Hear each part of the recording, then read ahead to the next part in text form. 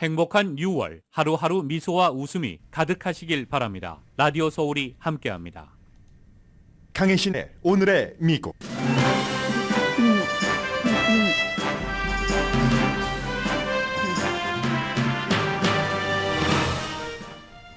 타이타닉 잠수정 타이탄에 타고 있던 5명 모두 사망했습니다. 모험을 사랑하고 위험을 선택한 4명의 성인 남자와 무서웠지만 아버지를 기쁘게 하기 위해 타이탄에 탄 19살 청년이었습니다. 영화 타이타닉 감독이고 탐험가인 제임스 카메룬은 5명이 들어갈 공간이었으면 바닷물의 압력을 이기지 못하고 안으로 파열한 내파의 강도는 다이너마이트 10개가 터진 것과 같은 정도였을 것이라고 말합니다. 인도의 모디 총리가 몇몇 민주당 의원들의 보이콧와 함께 상하 합동 연설도 했고 채식주의자 입맛에 맞게 준비한 국빈 만찬도 끝냈습니다. 국제 정치에서 스윙 스테이트인 인도를 미국이 극진히 대우하는 이유를 더 많은 미국인이 이해한 시간입니다. 캘리포니아 주민의 70%는 캘리포니아주에 사는 게 행복하지만 10명 가운데 4명은 주를 떠나는 것을 고려합니다. 진보적인 사회 이슈도 좋은데 문제는 생계라는 지적입니다. 공화당 가운데는 정치가 떠나는 이유라는 사람이 민주당에 비해서 3배 많습니다. 연방대법원이 낙태 금지를 판결한 지 1년이 됐습니다. 이 판결을 미국인 61%가 반대합니다. 연방대법원의 낙태금지 판결 이후 약 1,600명의 정치인이 낙태금지법 제정을 추진했습니다. 추진 정치인의 96%는 공화당이고 85%가 남자입니다. 바이든 대통령은 무료 피임약 프로그램을 확장하는 행정명령을 내립니다. 150군데의 스타벅스 직원들이 오늘부터 다음 주에 걸쳐 파업합니다. 파업 이유는 프라이드 먼스 장식 논란입니다.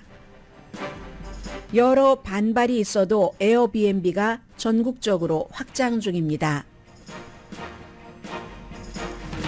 여러분 안녕하십니까? 오늘의 미국 강혜신입니다. 오늘은 벌써 6월 말이고 오늘이 6월 23일입니까? 네, 23일이죠. 연방대법원 판결을 생각하니까 날짜가 딱 연결이 되네요.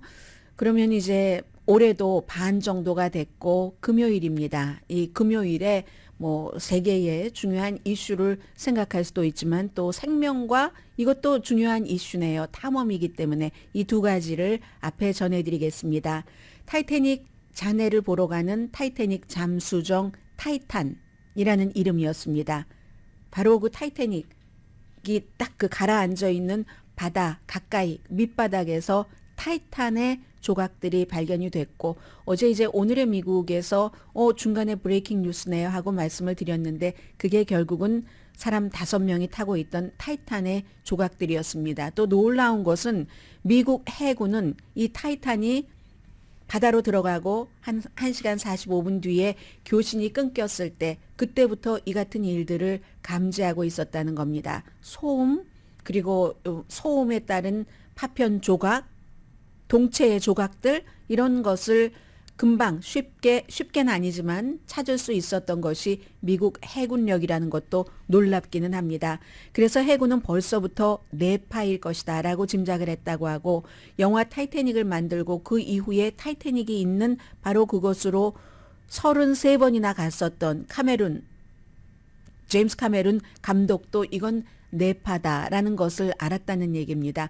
바다의 그 깊은 바다의 압력이 너무너무 강력하기 때문에 이 잠수정이 그걸 어떻게 견디지 못하고 안으로 이제 그 압력이 말하자면 캔 같은 것이 위에는 딱딱하니까 괜찮지만 옆에는 보들보들하잖아요. 캔이. 그래서 그 알루미늄이 딱 그 밖에서 압력을 사람이 손으로 주면 찌그러지는 것과 같은 그 같은 파열이었다는 내파였다는 얘기를 하고 있습니다. 더군다나 사람이 5명 정도가 들어갈 정도면 공간이 좀 있잖아요. 공간이 있기 때문에 다이너마이트 10개가 터진 것과 마찬가지였을 것이다. 왜냐하면 데이빗 카메룬 감독이 그냥 눈으로 보고만 하는 게 아니라 그 사람이 탐험가고 이 같은 잠수정을 만들려는 계획도 세우고 디자인도 다 해봤지만 최종적으로 안전 문제에 대한 승인을 받지 못했기 때문에 중단했었던 사람입니다. 이런 것들을 전문가들은 알고 있었지만 미국, 캐나다, 프랑스, 영국 굉장히 많은 돈과 인력을 들여가면서 최대한 할 수 있는 한 그들을 구조하는 작업에 희망을 버리지 않고 했었던 그런 일입니다. 더군다나 이 잠수정 타이탄은 7단계의 백업 시스템이 있었다는 건데 그러한 백업 시스템이 바다 그 깊은 곳에서의 바다도 뭔가 소용돌이 침해 변화라는 것을 인간이 계산하지 못하는 게 있겠죠. 계산에 또 계산을 했어도 이 오션 게이트의 CEO가 직접 조정도 하고 이 사람이 이제 프린스턴 대학교의 항공 엔지니어링 학과를 졸업을 하고 UC 버클리에서 비즈니스 전공한 사람입니다. 다 모든 계산을 했어도 1, 2, 3, 4, 5, 6 백업 장치가 얼만큼이나 가동됐는지도 모르겠습니다. 순간적인 내파였었을 것이기 때문에 그래서 그 백업 장치 7번이 다 소용없었다는 얘기입니다. 해양경비대의 해군이 벌써 딱 교신이 끊겼다 하는 것을 알고는 이상한 소리가 들리네. 4시간 동안에 30분에 한 번씩 이런 것들을 해양경비대에 이제 해군이 알렸다고 하고요. 왜냐하면 미국은 2차 대전 이후에 적이 어디서 침투할지 모르니까 미국 해군이 굉장히 강하잖아요. 그래서 이제 이 같은 수중 무슨 소리 같은 것, 적의 잠수함을 탐지하는 그 프로그램을 개발을 해서 이 내용은 이제 어제 오후에 월스트리트저널이 제일 먼저 보도를 했습니다. 해군이 이건 국가 안보에 관한 것이니까 그 시스템 이름이나 어떤 식으로 작동하는지는 얘기하지 말아달라 해서 미국 기자들 그런 말 잘 듣고 지키잖아요. 그래서 우리는 모릅니다. 어쨌든 그렇다는 겁니다. 그래서 심지어 어제 제가 방송할 때 공기가 빠지고 나서도 굉장히 오랜 동안 사람의 신진대사 등에 따라서 살아남을 수 있다 했는데 미국 해군은 이미 언제쯤 숨졌을 것이다 하는 것까지도 다 알았다는 얘기입니다. 짐작, 확인은 하지 못했지만 짐작하면서도 사람을 쫓아가는 그 일은 계속됐다는 거고요. 5사람이잖아요. 영국의 사업가 58살밖에 안 됐습니다. 항공기에 대해서 컨설팅도 하고 항공기를 파는 딜러 역할을 하는 사람. 파키스탄계 영국인 투자가와 그 아들 파키스탄에서 뭐 거의 제일 부자라고 하잖아요. 48살과 18살. 여긴 사연이 있습니다. 프랑스 해군 출신의 다이버 미스터 타이탄이라고도 불립니다. 수없이 그 타이탄 잔해를 갔었던 분이기 때문에 1986년도에 은퇴한 프랑스 해군. 지금 이분이 나이가 제일 많습니다. 77살. 그리고 오션 스테이트의 CEO인 스타튼 러쉬. 이 사람도 영국인 사업가입니다. 미국에서 다 공부하고 했지만 61살. 2009년도에 오션 게이트를 만들었습니다. 제임스 카메론 그 감독이요. 그러니까 회사 자체는 미국의 워싱턴주에 본사가 있지만 이번에 숨진 그 5사람은 미국인은 없네요. 그렇지만 또 그 캐나다, 뉴펀들랜드, 미국하고 여러 가지를 상관을 다 해서 미국의 해양경비대와 미국 해군, 뭐 캐나다도 마찬가지고 이렇게 개입을 해서 국제적으로 구조 작업을 했는데 결국은 사망으로 빨리 결론을 내렸습니다. 이 제임스 카메론 그 감독은요, 영화 타이타닉 감독은 처음부터 이 타이탄이 이미 그 CEO도 숨졌지만 이런 것들을 얘기하는 것도 참 못합니다만 그 타이탄이 선체 구성과 선체의 네트워크에 오점이 있다고 어제도 이 숨진 사람에 대해서 그가 한 타이탄이라는 것을 만들어서 사람을 25만 달러를 받고 관광하게 하고 하는 것에 대해서 비난을 하더군요. 그게 두께가 한 그 잠수정의 두께가 5인치 정도 된다고 하는데요. 그 5인치가 어떤 그 탄소 섬유 같은 건 뭐 저는 잘은 모릅니다만 잘이 아니라 전혀 모르죠. 탄소 섬유 5인치 두께로 해서 괜찮다라고 회사에서는 선전을 했는데 그 정도 가지고는 바다 밑에 수압을 견디지를 못한다는 겁니다. 그리고 그게 선체 구성에 관한 결점이고 두 번째는 센서 네트워크 오점이라고 했는데 왜냐하면 워닝 시스템인데 이 워닝 시스템은 바다 깊은 곳에서 이 워닝 시스템은 우리가 자동차를 타고 갈 때 가솔린이 없다 하고 불이 들어오는 것 그것과는 다르다는 얘기를 합니다. 본인도 그런 것에 대한 안전 점검에 최종적으로 확신을 할 수 없었기 때문에 이런 뭐 잠수정을 제작하지 못했다. 안전에 관한 승인을 못 받아서 이런 얘기를 하고요. 그래서 오늘 아침에 이제 NPR 방송이 보도를 할 때는 정말로 모험심이 많아서 어드벤처 하는 것들이 강하고 하이 리스크를 택한 사람들이라고 얘기를 했습니다. 그런데 저는 이제 19살의 파키스탄계 영국인이요. 아버지가 48살, 뭐 온갖 일을 다 해요. 투자, 무슨 뭐 비료 사업 등등해서 굉장히 부자인데 19살은 대학생입니다. 아들인데 아들이 파키스탄이나 영국에서 대학 다니는 게 아니라 스코틀랜드인가요? 시드니인가에서 대학교를 다니고 있는데 그 누나가 미국의 MBC 방송과 인터뷰를 하는데 이 아들은 사실 그 타이탄에 타기 싫어했답니다. 너무 무서워서. 서명을 하는데 죽을 수도 있다 하는 서명 다 해야지 되니까요. 너무 무서워서 타기 싫었는데 그 일요일이 무슨 날이었습니까? 아버지 날이었잖아요. 미국 북미에서는 아버지 날이었고 아버지가 원했기 때문에 그래서 아버지를 기쁘게 해드리려고 탔다가 이런 일이 있었다 하면서 그 누나가 이 비현실적인 현실을 믿을 수가 없고 정말 나쁜 영화를 그 중간중간 뉴스를 들을 때마다 나쁜 영화를 보고 있는 것 같았는데 이렇게 끝나서 정말 숨을 쉬기가 힘들다 라고 얘기를 합니다. 다행히 아주 급하게 뇌파가 됐기 때문에 오랜 동안의 고통은 없었을 것이라는 것이 하나가 그 위안이 되는 부분이 있기는 있잖아요. 아무튼 그런데 그럼에도 불구하고 미국의 심해 관광은 이 관광업계는 확장될 것이다. 이게 모든 전문가들이 지금 하고 있는 일입니다. 앞으로 이제 규제 같은 것이 생기겠죠. 처음 나오고 했으니까 이 타이탄이라는 잠수정도 웬만한 그 규제 같은 것은 없었을 겁니다. 그래서 이제 인간과 모험심과 아버지를 따라간 아들 이런 스토리들이 오늘 아침까지 이제 마무리가 되겠죠. 그리고 그 다음에 도대체 언제 어떠한 이유로 뇌파가 됐는가 하는 것들은 이제 전문가들의 영역으로 남겨질 것 같습니다. 금요일 아침 아주 우울한 뉴스를 말씀을 드렸고요. 그리고 이제 인도의 내란드라 모디 총리의 방문도 뭐 이쯤에서 정리를 하고 매듭을 짓겠습니다. 선거에서 항상 우리가 스윙 스테이트를 얘기를 합니다. 국제 정치에도 스윙 스테이트, 스윙 국가가 있습니다. 인도가 가장 강력한 스윙 국가입니다.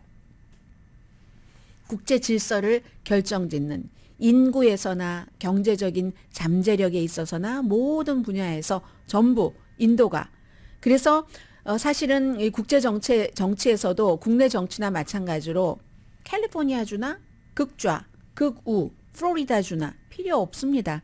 선거에서는 몇몇 스윙 스테이트가 필요한 것이지. 뭐 오하이오 등등해서 그래서 미국은 이 스윙 스테이트 인도를 잡아야지만 국제 질서에서 지금 미국이 가지고 있는 그 힘을 계속 펼칠 수 있다고 판단을 한 겁니다. 오늘 아침 뉴욕타임스가 뭐라고 얘기를 하냐면 순수하게 결점 없는 민주주의 국가와만 친구를 한다면 그렇다면 미국은 파워풀한 동맹을 구하지 못할 것이다. 미국, 캐나다, 유럽, 일본, 한국까지를 넣습니다. 미국의 강력한 동맹국이기 때문에 이런 동맹국을 중심으로 미국이 한때 제패했었던 장악력을 인도 없이는 유지하지 못한다는 얘기입니다. 물론 아프리카에서도 남미에서도 많은 동맹국이 필요합니다. 러시아나 중국 쪽으로 가려고 하는 동맹국을 미국이 끌어들여야지 되고 아니면 어제 이코노미스트가 지적한 것처럼 중국과 러시아 힘만 키워주는 거잖아요. 특히 중국. 그렇기 때문에 미국이 뭔가 내란드라 모디 총리의 정책 집행에 있어서 오점과 결점이 있어도 같이 간다는 거죠. 그게 이제 균형 외교라고 표현할 수도 있겠죠. 가장 강한 스윙 스테이트, 스윙 국가니까 그 스윙 스테이트를 만족시키지 못하고 선거에서 대통령이 될 수 없습니다. 미국 바이든 대통령은 지금 거기에 포커스를 맞추고 있는 겁니다. 더군다나 미국은 완전한가요? 미국도 완전하지 않잖아요. 전에만 하더라도 2008년부터 트럼프 전 대통령이 들어오기 직전에 버락 오바마 전 대통령이 가끔 미국은 완전하지 않은 국가다. 이 불완전한 국가를 더욱 완전하게 만들기 위해서 이런 얘기를 해서 공화당으로부터 엄청 비난받았고요. 때로는 이제 다른 국가, 과거에 미국이 제국주의로서 분명하게 힘들게 한 그런 국가에 간접적으로나마 우리가 그런 일을 했다는 것을 인정하면서 그 국가들을 미국으로 더 가까이 끌어들이려고 했었을 때도 사과하냐? 미국이라는 극우월 모든 것이 다 우수한 국가가 왜 사과를 해야지 돼? 라고 굉장히 비난을 받았습니다. 그런데요, 지금은 미국도 오점 있는 나라로서 다른 오점 있는 나라들을 껴안고 미국의 오점도 어느 정도 간접적으로나마 인정을 해야지 되는 시기가 된 겁니다. 그래서 어제 이제 마지막으로 제일 중요했었던 것은 이제 두 사람 뭐 국빈 만찬이 끝이었지만 그 전에 회담하고 기자회견도 했었을 때 바이든 대통령이 우리 둘이 이 기자회견장에 나오기 전에 민주주의에 대해서 좋은 얘기를 했어요 라는 말도 했지만 그 기자회견 앞에 스테이트먼트에서 직접적으로 인도의 인권 같은 것을 얘기하진 않았습니다. 그러나 뒤에서는 얘기를 했다고 했고요. 그리고 딱 두 개의 질문만 받았거든요. 바이든 것이 간단하니까 먼저 하겠습니다. 보통 국빈 방문으로 오면은 4개 질문을 받게 돼 있습니다. 그런데 인도의 나렌드라 모디 총리는 9년 총리를 하는 동안 한 번도 기자회견을 한 사람이 아닙니다. 미국이니까 이것도 미국의 강함이죠. 서로 협상을 한 거죠. 원래 4개인데 2개만 하자. 모디 총리 당신 하나 받으시고 내가 하나 받겠습니다 했거든요. 바이든 대통령이 받은 것은 중국에 관한 문제였습니다. 중국 시진핑 주석에게 독재자라고 했는데 그러고도 관계 개선이 되겠는가 하는 부분에 대해서 바이든 대통령은 그것과 그것 거의 상관없다. 시진핑과 곧 만날 것이다. 비슷한 얘기를 했고요. 중국은 미국 대사 소환했습니다. 아무튼 그런 것이 있었고 중요한 것은 이제 모디 총리인데 저는 깜짝 놀랐습니다. 나렌드라 모디 총리가 그 기자회견에서요. 기자가 물어봤어요. 인도가 사실 민주주의, 인권 이런 게 참 좀 그렇지 않느냐라고 물어봤더니 본인이 깜짝 놀랐다는 식으로 아니 인도의 민주주의에 대해서 어떤 그런 생각을 갖고 있다는 자체가 저는 놀랍습니다라고 얘기하면서 인도는 정말 민주주의적인 국가라는 것을 증명하고 있는 나라입니다. 모든 면에 있어서 전부 신분제도, 카스트, 교리, 종교, 성별 인도는 오점이 없다는 식으로 답변을 해서 저는 좀 깜짝 놀랐고요. 그 이후에 있었던 국빈 만찬에 이 사람이 채식주의자입니다. 그리고 싱글이고요. 결혼은 한 적이 있지만 결혼 생활을 하지 않았습니다. 인도의 결혼도 중매가 많기 때문에 그런 식으로 하긴 했지만 본인은 나라에 운명을 바치겠다 뭐 이렇게 한 사람이에요. 그래서 많은 다른 반대적인 점들도 있지만 그런 점들을 국민이 사기도 하고요. 국빈 만찬에서도 채식주의자니까 완전 버섯 파티더군요. 어제 메뉴를 보니까 버섯 파티에다 게다 대고 술도 안 마셔요. 하니까 무슨 진저 드링크 같은 것을 내놨고 그리고 보니까 낸시 펠로시 하원 의장의 남편 지난번에 집에 누군가가 괴한이 침입해서 엄청 다쳤었잖아요. 야, 정말 건강 잘 유지하면은 저렇게 건강하게 저런 만찬에 등장할 수 있겠구나 하는 것들도 보여줬고 모디의 싱글 스테이터스 싱글 개인에 대해서 좀 말씀을 드리겠습니다. 이게 정치와 연관되기 때문에요. 인도에는 싱글인 정치인들이 굉장히 많습니다. 인도 정치의 특징이 하나는 이번에도 이제 의회의 3분의 1이 전에 뭐 의원이었다던가 그런 그 집안의 백그라운드가 있는 사람이고 또 하나는 인도의 총리뿐만이 아니라 내각이라든가 이런 데에 싱글이 굉장히 많거든요. 14억 인구를 통치하려면 시간이 너무 많이 필요합니다. 가족이나 뭐나 이런 뭐 사생활과 일의 균형 미국 정치인들의 이런 것을 생각하면 인도를 통치할 수 없다는 것도 있고 가족이 많으면 이 모디 총리의 경우는 부패가 일어난다는 겁니다. 가족이 없으면 싱글이면 부패가 없어요. 내가 내 가족들을 위해서 뭐를 잔뜩 쌓아둬야지 되는, 봐줘야지 되는 이런 것들이 없기 때문에 그래서 가족 없는 게 좋다 하는 게 인도의 정치에서는 일반인들도 저 사람 깨끗하게 할 수 있을 것 같아 하는 것이 이제 미국에서도 그런 면이 없지 않아 있지만 인도에서는 더 강하게 퍼져 있다고 하고요. 그리고 그러므로 이 총리가 가족에 속한 사람이 아니라 국가에 인도 국민에 속해서 모든 것을 그 인도라는 국가에 바칠 수 있다는 거죠. 싱글이기 때문에. 모디도 하루에 4시간 잔다고 하잖아요. 뭐 저랑 같네요.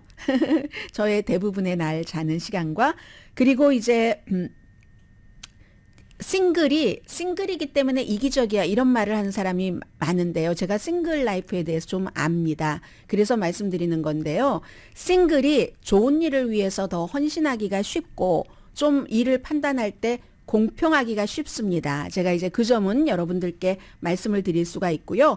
모디 총리가 72세인데 관저에서 혼자 삽니다. 그래서 이제 10대 때 뭐 결혼 이렇게 해서 결혼했다는 것도 나중에 얘기를 했어요. 뭐 2014년인가 얘기를 했는데 결혼 생활은 한 번도 하지 않고 결혼은 어떻게 해서 했는데 그 뒤에 히말라야라고 하죠. 히말라야로 가서 영적인 힌두교 방랑을 막 하고 힌두 조직에서 힘을 키워서 한번 떨어지고 2014년도에 결혼은 했지만 결혼 생활은 하지 않는다 하면서 총리에 당선이 된 겁니다. 어렸을 때부터 이제 가족과 떨어져서 살고요. 그러므로 나는 누구에게 매수당하는 게 불가능하다. 그런 생각. 그리고 힌두교로서는 뭐 영적인 구루니까 힌두교 사람들은 굉장히 좋아하고 가족과 연결이 없는 내가 어디서 부패가 나오겠는가 해서 어떤 인도 사람들은 어젠가 그 뉴욕타임스 기사를 보니까요. 그 모디 총리에게서 싱글과 싱글 마인드에 대한 영감을 얻는답니다. 산디아 레이마라는 인도 북부에서 이 총리의 정부 프로그램을 홍보하는 사람인데 도어투도어 막 다니면서요.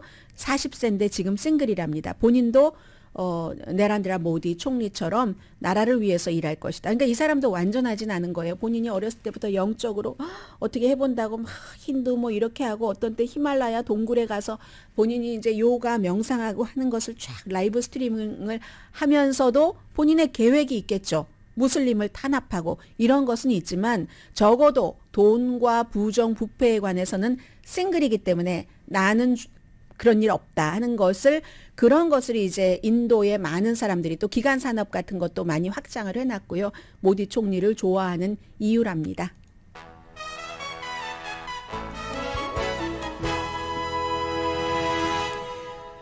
오늘의 미국은 전문가가 추천하는 이민법, 가정법 전문 제인정 종합법률사무소 총 20억 달러 승소, 교통사고와 상해 전문 브라이언 타필라와 CG 변호사그룹 공동펀입니다. 잠시 뒤에 오늘 또 아주 중요한 날이고 미국의 사회적으로 중요한 이슈이기도 하고 앞으로도 계속 이어질 내용 전해드립니다.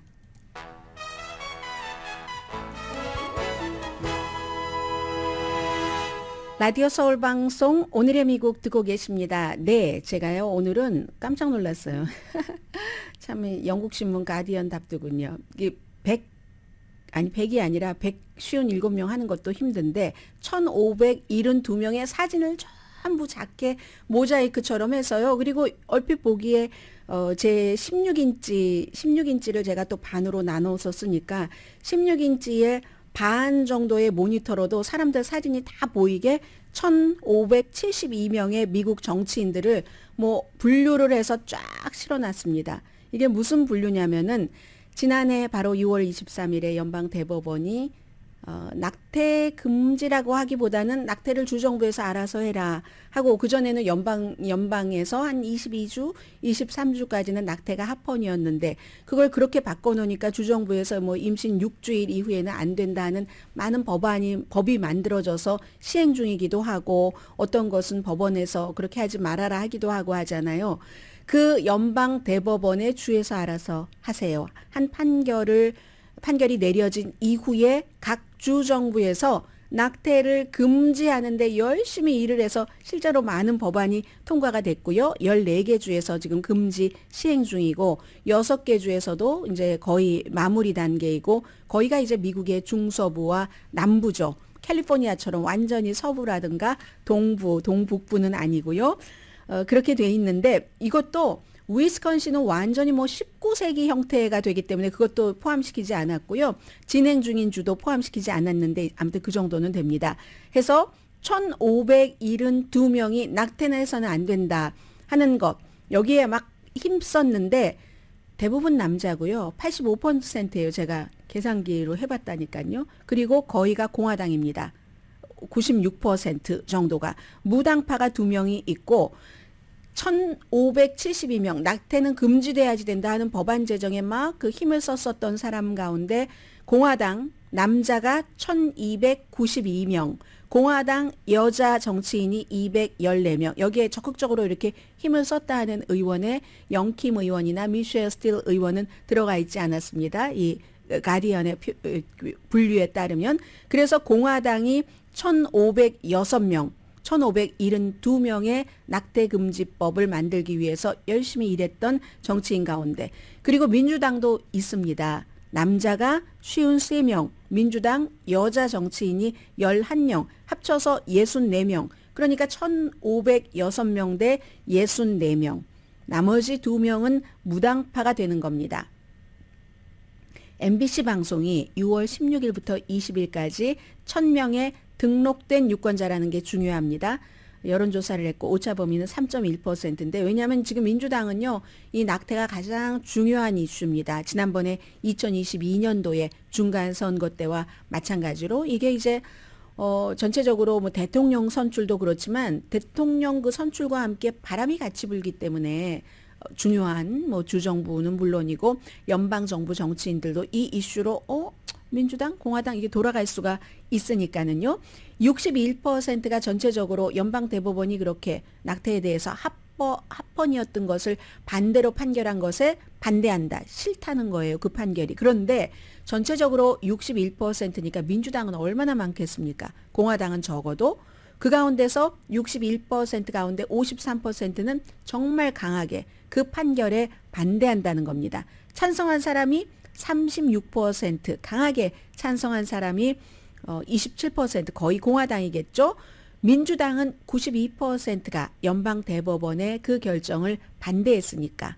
공화당은 오히려 35%만 반대하고 65%가 연방 대법원의 결정을 승인했습니다. 저는 낙태를 하는 사람들의 뭐 여성들이지만 그 사람들의 당, 그리고 그 부모님들의 당을 좀 구분해 봤으면 좋겠어요. 그것도 이렇게 정책 반대와 찬성과 똑같이 가는가? 그럴 것 같지는 않거든요. 그리고 무당파도 60%가 연방 대법원 판결을 반대, 37%가 승인. 또 여기가 중요합니다. 여성들이 지난번에 중간 선거에서도 굉장히 중요한 역할을 했습니다. 특히 이제 도시 인근의 여성들이, 젊은 여성은 67%가 연방 대법원 결정에 반대하고, 그것도 이제 가임 여성으로 보죠. 18살에서 49살 사이는 77%가 아니, 내가 아이를 가졌고 뭐 여러 가지 사정이 있는데 건강, 학업, 경제적인 거, 그리고 임신은 했지만 저 남자와는 도저히 안 되겠어. 이런 내가 결정해야지 왜 연방 정부에서 이래라 말해라 하기 때문에 그 결정에 반대하는 여성들이 77%. 인종은요, 유색 인종이 연방 대법원의 결정에 더 많이 반대합니다. 흑인의 78%, 라티노의 70%, 백인은 57%만 반대합니다. 그러니까 백인도 반대가 더 많은 거예요. 당을 빼고 보면 이런 게 있고, 그러면 항상 작용에는 반작용이 따릅니다. 그 같은 연방 대법원의 결정이 있고 1년이 되니까 바이든 대통령이 관련 행정명령 지금 3번째인데 어떤 행정명령을 또 내렸냐면요. 피임을 더 쉽게 무료로 접근할 수 있도록 그런 행정명령을 내렸습니다. 그럼 이건 이제 보건복지부 장관이 들어가야지 되고, 뭐 또 돈과 연관이 되니까 재무부도 들어가야지 될 테고, 또 교육부까지 들어갑니다. 보건복지부 장관은 특히 장애가 있는 여성, 장애가 있는 가임 여성은 피임약 같은 것을 쉽게 이제 무료로 받을 수 있고, 그러니까 보험회사에서 보험회사도 다 뭐 어떤 피임약은 되고 어떤 건 안 돼요 하는 게 아니라 모든 피임약을 다 하도록 하고, 그리고 또 이 보험 가입자는 코페이먼트도 없이 전혀 부담 없이 무료로 할 수 있는 이런 거. 그러니까 재무부가 들어가는 거고요. 노동부도 일하고 있는 사람들을 어떻게 처우할 것인가. 피임약, 뭐 회사에서 보험 커버리지 있잖아요. 그런 거. 교육부에는 어떤 지시를 대통령이 했냐면은 고등교육기관이 학생들이 피임하는데 접근하기 쉽도록 뭐 교육하는 거죠. 이것도 공화당이 엄청 싫어할 이슈일 거예요. 그러나 현실은 현실입니다. 미국이 뭐 어린 아이들이 정말 어린 아이들이라고도 할 수 있죠. 이제 제 나이쯤 되면은 10대 초반부터 성생활을 시작을 하니까 활발하게 성생활을 시작하는 어린이들도 많으니까 그런 어린이들이 임신을 했을 때 낙태를 하지 못하게 하니까 이제는 그 주에서 그러니까 여러 가지 뭐 학교 다니다가 다른 주로 가고 뭐 여러 가지 사정이 있잖아요. 그러니까 그런 경우에 피임에 대해서 학교에서 오래전부터 미국은 양호 선생님이 다 가르쳐주고 뭐 학교에서 피임약도 주고 했어요. 콘돔도 줬잖아요. 로스앤젤레스에서 고등학생들에게 콘돔 나눠줬던 때가 언젠데요. 10년도 훨씬 더 되지 않았던가요? 그런데 그걸 더 확실하게 교육을 시킨다는 겁니다. 식품의약국은요. 자문단이 있고 최종적인 투표를 결정을 하는데 자문단이 지난달에 만장일치로 피임약을 오버 더 카운터에 놓도록 이건 처방전 없이 피임약을 살 수 있도록 한다는 얘기잖아요. 지금 자문단은 그렇게 권고를 했고 최종 결정은 여름에 나옵니다. 연방법에 따르면 지금까지는 뭐 권고는 하지만 격려는 하지만 의무는 아니거든요. 그런데 이제 적어도 13개의 주에서는 보험회사가 이걸 어떤 식으로도 오버 더 카운터 약을 커버하도록 그건 이제 뭐 피임약이 아니라 그 모닝 애프터라고 성관계를 갖고 그 다음날 먹는 약 있잖아요. 모닝 애프터 플랜 이게 B인가요? A인가요? 하는 그런 모닝 애프터 약을 오버 더 카운터로 처방전 없이 놓을 수 있도록 하는 그거 돈도 안 내고 뭐 이런 그런 곳들이 많이 있습니다. 당연히 뭐 캘리포니아주 포함되고 전부 진보주죠. 서부에서 캘리포니아주가 있고 오레곤, 워싱턴, 네바다가 있겠고 그리고 이제 동쪽으로 가면서 남부엔 없어요. 일리노이주가 있을 테고 매사추세츠, 또 메릴랜드, 뉴욕, 뉴저지, 디스트릭 오브 컬럼비아 또 뭐 어디 두 군데 정도 더 있어야지 되는데 어디죠? 커네디컷 델라웨어. 이런 이제 늘 낙태에 있어서뿐만이 아니라 대부분의 이슈에서 이런 13개의 주가 13개 처음으로 미국에서 미국이 만들어지고 할 때 동부에 그런 게 생각이 나네요. 13개 주가 항상 진보를 이끌어가는 그리고 세 군데가 강력하게 미국 서부에서 쭉 캘리포니아주부터 올라가서 캘리포니아, 워싱턴, 오레곤 이렇게 올라가는 그런 주. 저쪽 동부 쪽으로는 이제 뉴저지, 뉴욕, 무슨 델라웨어, 뭐 커네디컷 그리고 조금 이제 이 중간쯤으로 와서 뭐 어디가 있는 거죠? 그 전에 일리노이가 있지만 그 전에 뭐 메릴랜드, 매사추세츠 이런 데가 있는 거고 항상 같이 갑니다. 그리고요. 그런데 여기에 대해서 대통령은 행정명령으로 뭐 오버 더 카운터 약 또 뭐 피임약을 무료로 한다 이런 걸 하는데 연방대법원 항상 모든 문제는 연방대법원에서 결정하죠. 클래런스 토마스 연방대법관은 이거 피임약도 이렇게 금지해야지 되는 낙태 금지처럼 이것도 연방대법원에서 심의를 해야지 된다라고 주장을 합니다. 야 이거 거기까지 이슈가 가면은 미국은 완전히 두 동강 나는 거죠, 나라가.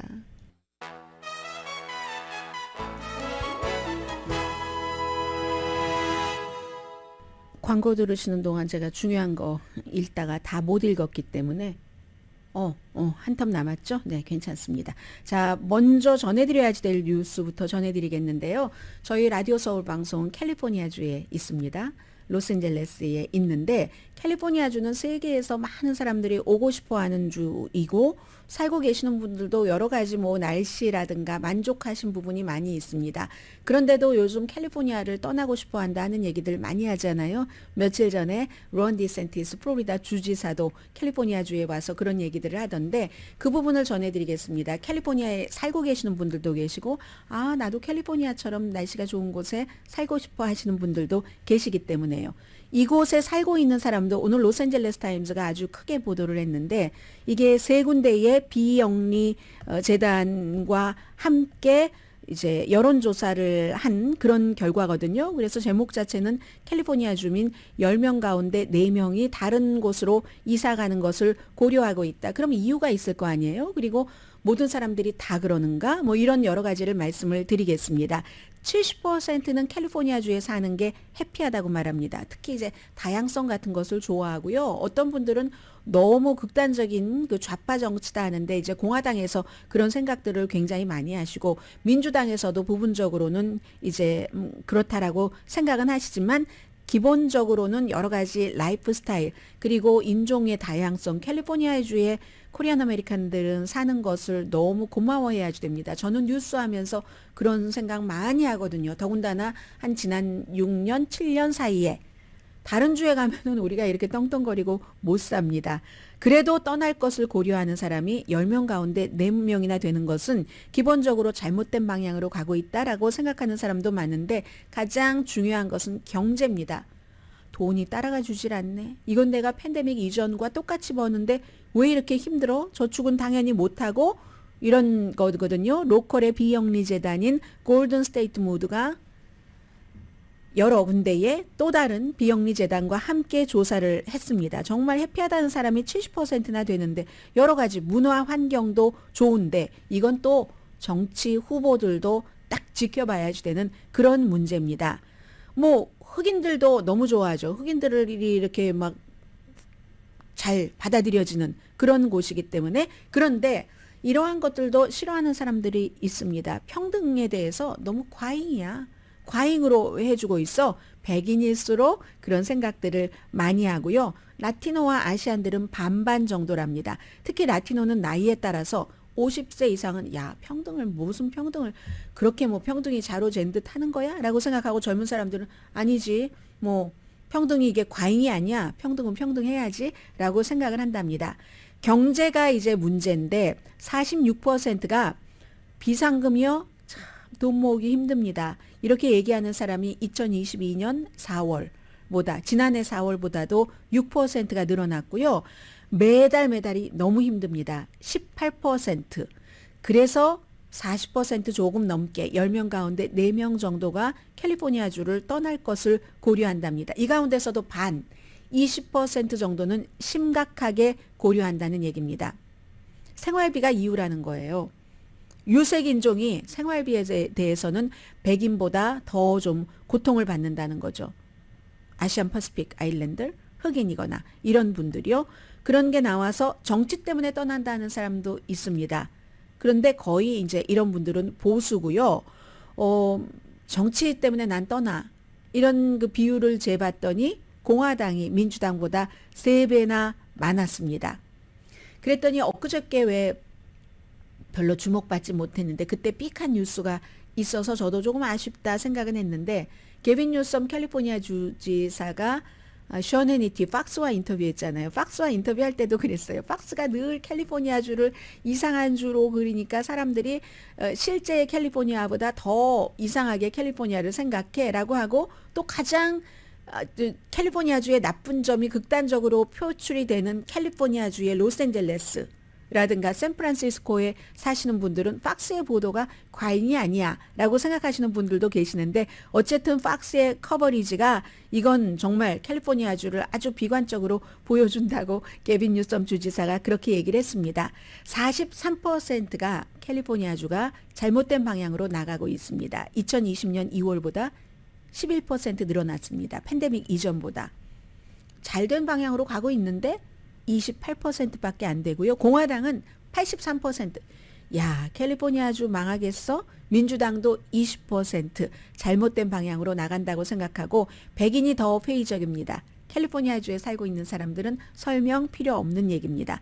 생활비가 마음에 안 들어요. 80%. 네, 저도 생활비 마음에 안 듭니다. 그리고 헬스케어와 주택값 때문에 못 살겠어요. 55%. 인플레이션이 최근에 조금 줄어들었다고는 하지만 그래도 어렵습니다. 5분의 1이 매달 근근히 생활합니다라고 얘기를 했고요. 2020년이요. 그때 팬데믹 직전에 54%, 그러니까 5만 달러에서 10만 달러가 가정의 수입인 그런 가정의 54%는 뭐 그냥 편안하게 살고 있어요. 저축도 조금 하고 그리고 무슨 일이 있으면 몇 달 정도는 버틸 수 있어요. 이게 54%였거든요. 올해는 같은 돈을 버는데 5만 달러에서 10만 달러 28%가 미래를 위해서 조금이라도 저축하고요. 괜찮아요. 28%만 그렇게 말했습니다. 그리고 이렇게 5만 달러에서 10만 달러 버는 사람들도 17%는 매달 너무 힘들어요. 뭐 교육비 등등 뭐 여러 가지 이유가 있겠죠. 같은 수입인데도 3년 전보다 달라졌다는 게 10만 달러 이상을 버는 사람도 편치가 않다 이런 얘기입니다. 그래서 앞서 말씀드린 비영리 재단이 주최를 하고 이름이 뭐였었죠? 아무튼 그 골든 뭐였는데요. 골든 스테이트 모드. 그래서 라틴계의 어떠한 또 다른 단체들, 로스앤젤레스 얼반 리그와 히스패닉 오거나이즈 포 폴리티컬 이퀄리티, 그리고 또 다른 에이시안에 관한 그런 단체들이 조사를 한 겁니다. 영어와 스페니쉬로 1354명을 대상으로 해서 했고요. 오차 범위는 3%입니다.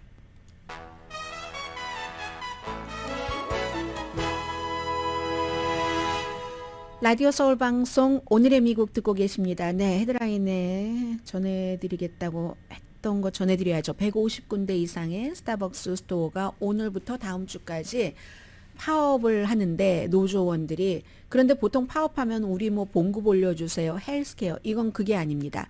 노조원들이 얘기하는 바에 따르면 스타벅스라는 회사가 어떠한 그 노조가 없는 그런 지역의 스타벅스 매니저에게 이메일을 지난주에 보냈는데, 지금 6월 달이 성소수자를 뭐 생각하고 뭐 하는 그런 뭐 프라이드 먼스잖아요.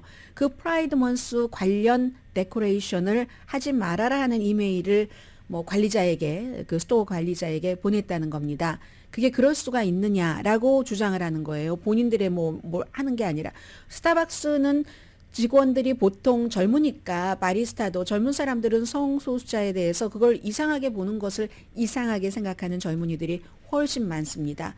그래서 이제 뭐 조금 특이해서요, 우리들에 대한 베네핏을, 본인의 베네핏이 될 수도 있겠죠. 성소수자가 스타벅스에서 당연히 뭐 일도 할 테니까요.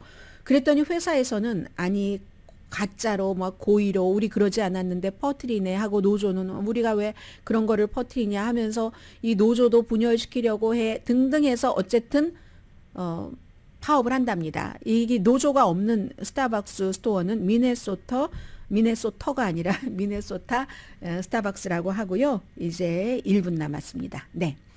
에어비앤비에서 지내보신 분 계세요? 아니면 우리 집을 에어비앤비로 하시는 분들은 계십니다. 한국 분들 가운데서. 그래서 처음에 뭐 관리를 잘 몰라서 잘못해서 손해 보시고 이런 분들도 굉장히 많으신데, 지금 에어비앤비가요, 호텔들도 싫어하겠죠. 그리고 뭐 주정부는 약간 애매한 위치에 있을 테고, 어떤 지역은 요즘에 에어비앤비가 안 들어가는 곳이 없어서 아주 그 좀 한적한 관광객들이 많이 없었던 그런 곳에는 주택값이 올라간답니다. 사서 에어비앤비로 하는 거예요. 그러니까 주택값이 정작 주거지로 쓰려고 할 때는 비싸다 해서 뭐 호텔뿐만이 아니라 불만을 많이 하는데, 에어비앤비는 뭐라고 얘기를 하냐면요. 아니 우리가 들어와서 관광객이라고는 없었던 곳에 수입을 늘려주지 않았는가. 지금 팬데믹 이후에 센서스에 나와 있는 것을, 그런 지역을 보면 65%가 적어도 호텔은 없어도 하나 정도의 에어비앤비는 있다. 그럼 얼마나 돈을 그 호스트 수입이 100억 달러 정도는 됐다. 안 가던 곳도 가니까 얼마나 잘 알려지는가. 예를 들어서 노스캐롤라이나의 베일리, 위스콘신의 인디펜던스, 인디아나주의 이 폴트 브랜치 이런 곳은 우리 에어비앤비가 잘하고 있다라고 얘기를 하고 있거든요. 오늘의 미국은 전문가가 추천하는 이민법, 가정법 전문 제인정 종합법률사무소, 총 20억 달러 승소, 교통사고와 상해 전문 브라이언 타필라와 CG 변호사 그룹 공동폰이었습니다. 10시에 좋은 아침, 좋은 하루 방송됩니다. 네, 뉴스가 끝나기 전에 아주 중요한 뉴스 하나를, 연방 대법원에서 나온 판결을 전해드릴 수 있는 시간을 갖게 돼서 기쁩니다. 연방 대법원이요, 지금 이 내용은 바이든 행정부의 이민 정책에 관한 도전을 텍사스와 루이지아나주가 한 건데, 그걸 아니다라고 판결을 내렸습니다. 지금 바이든 행정부의 이민 정책은 불법 체류자라 할지라도 모든 사람을 다 갑자기 확 추방하는 게 아니라, 그 사람이 굉장히 위험한 범죄를 저질렀거나 뭐 테러 이렇게 의심되는 사람부터 우선적으로 처리를 할 것이다라고 얘기를 했고, 그러니까 텍사스나 루이지아나 같은 데서 그런 사람들 때문에 우리가 돈을 많이 써 했는데도 불구하고 연방 대법원에서는 그 정도로 연방 정부의 정책을 주정부가 무너뜨릴 수는 없다 하고 판결을 내렸습니다. 그러니까 다른 정책도 그렇게 쉽게 주정부의 입장을 들어주진 않을 것이라는 연방대법원의 판결입니다. 강혜신이었습니다.